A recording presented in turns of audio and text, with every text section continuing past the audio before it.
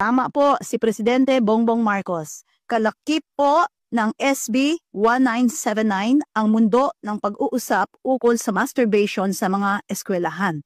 Ito po ay dahil gagamitin guide ang CSE International Standards sa Section 6 ng SB 1979. Ang international standards ay nasa dalawang dokumento. Wala nang iba. Ang UNESCO International Technical Guidance 2018 at WHO Technical Guidance 2010, both on comprehensive sexuality education. Dahil sa gagawing batayan ang isa o pareho sa mga dokumentong ito, pasok na ang usapin ukol sa maselang bagay gaya ng masturbation. Nandoon po yun sa curriculum ng UNESCO document for 5 to 8 years old at 9 to 12 years old.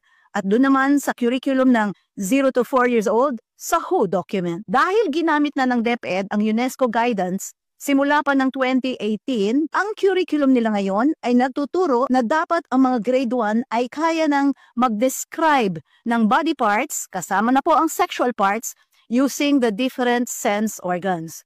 Ibig sabihin, touch, see, smell, taste, hear senses ay gagamitin ukol sa ari ng mga batang babae at lalaki sa classroom at wala dun po ang mga magulang. Sa kontrata at batas, pag ang reference ay patungkol sa isang standard, automatic po na yung buong kalakip sa standard na yon ay pasok na sa usapin.